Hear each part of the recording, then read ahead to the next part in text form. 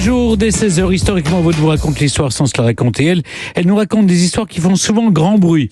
C'est Clémentine Portier-Kaltenbach. Aujourd'hui, du bruit, eux en ont fait, pas uniquement à cause de leur voiture. Vous nous racontez, Clémentine, l'histoire du gang des tractions avant.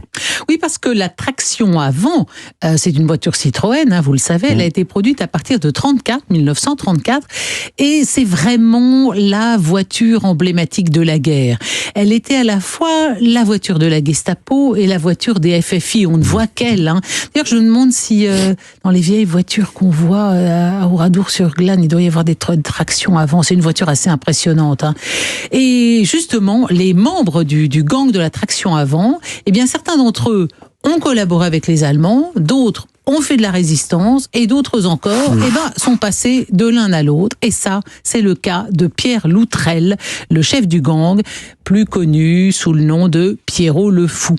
Alors, à quoi ressemblait-il, Pierre Loutrel? Je suis allée regarder, il était assez bel homme, plutôt beau garçon, de petite taille, il mesurait 1m68, assez fluet, mais c'est un truand extrêmement violent. Alors, faut pas lui en compter, lui, il a un peu tout vu, c'est un ancien des BATDAF, les bataillons d'Afrique. C'est là-bas au BATDAF à Tataouine. Non, mais on se croirait dans un film d'Audiard. C'est à Tataouine. Tataouine, on se croirait surtout dans Star Wars, la planète Tatooine. Ça, c'est des références. Vous qui avez bien connu R2D2, je vous donnerai que c'est Tatooine. Bon, d'accord. Bon, nous n'avons pas les mêmes valeurs. Tatooine, pour moi, c'est pas exactement pareil. Mais, enfin bref, en tout cas.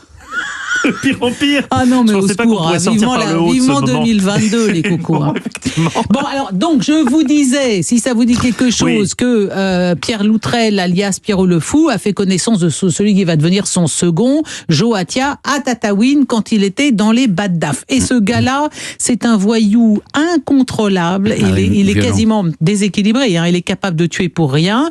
Et puis, en plus, comme il boit beaucoup, et ben, ça n'arrange rien. Alors, pendant la guerre, il entre dans la Gestapo française, dans une officine basée avenue Foch, chargée de pourchasser les résistants. Puis on le voit de temps en temps à ce qu'on appelle la carlingue. Vous savez, la carlingue rue Lauriston, où on torture des résistants. C'est un collaborateur zélé des nazis. Il va s'enrichir dans les trafics en tout genre et les spoliations, tout ce qu'on peut imaginer pendant l'occupation. Et il est capable de se montrer d'une cruauté qui effare les nazis eux-mêmes.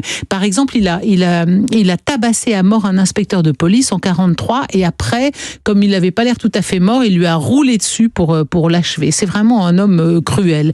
Et un petit malin, parce que dès qu'il sent le vent tourner, il rejoint la résistance à Toulouse en 1944 sous le nom de lieutenant Pierre.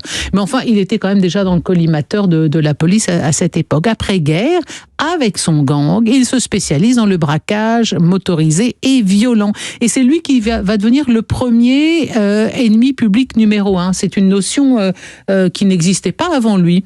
Et d'ailleurs, c'est son lieutenant Émile Buisson qui sera le suivant. De février à novembre 1946, le gang des tractions avant commet plusieurs attaques à main armée entre Paris et la Côte d'Azur. Et Loutrel échappe à un coup de filet à Champigny, cette fois non pas au volant d'une traction avant, mais d'une Delahaye. Il disparaît complètement. En 1947, son bras droit, Joatia, qui est aussi comme lui un ancien de la rue Lauriston, et je le disais à l'instant, des BATDAF, est arrêté par la police. Donc, il affirme que Loutrel est bien vivant en Argentine. Un an après lui, un autre complice confirme. Il est en Afrique du Nord, en Afrique du Sud, en Italie, enfin, on ne sait pas trop. Mais au mois de mai 1948, Edmond Courtois, dit Montmont, avoue à la police que Pierrot le Fou serait mort et enterré sur une île de la Seine à Porcheville, dans les Yvelines. En fait, quelques mois plus tard, on va en effet retrouver son corps. L'identification est formelle. C'est bien Pierrot le Fou. En fait, alors qu'il braquait une bijouterie, il était complètement saoul, comme d'habitude, et il a voulu glisser son revolver sous sa ceinture, et en fait, la gâchette s'est accrochée dans l'étoffe du pantalon, et paf, il s'est tiré une balle dans le ventre. Donc, ses copains, ses complices l'emmènent recevoir les premiers soins, et puis le kidnappent au bout de 3 jours, le sort de l'hosto, mais il meurt 8 jours plus tard, le 11 novembre 1946, et il est enterré à la sauvette par ses complices. On a finalement reconnu Pierrot le Fou décédé qu'en juillet 1951. On le soupçonne quand même, cet homme-là, d'au moins 11 meurtres, dont ceux de policiers et de gendarmes. Donc, comme vous le voyez, on est quand même bien loin du héros héros romantique interprété par Belmondo dans le film de Jean-Luc Godard. Dans les années 50, il y a eu un autre gang des tractions avant, parce que René Lacanne, de son vrai nom René Girier, dont vous parliez tout à l'heure, Stéphane, il a eu son gang des tractions avant, mais qui n'était pas celui de Pierre Loutrel. Hein. Et lui, on l'appelait comme ça parce qu'il avait reçu une balle dans la jambe et ça l'obligeait à marcher avec une canne.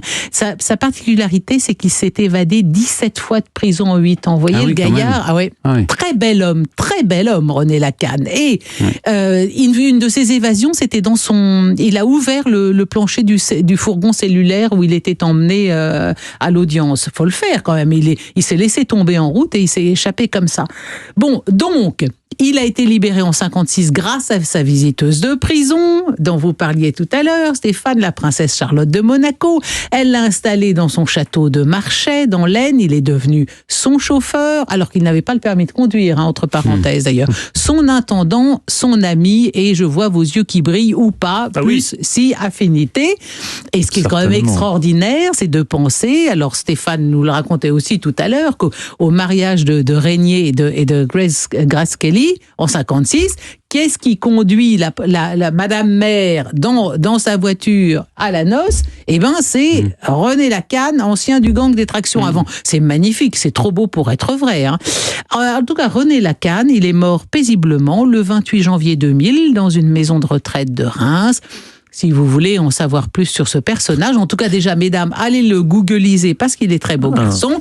Il y a ces deux best-sellers, Je tire ma révérence et Chienne de vie. Hein, auteur René Lacanne.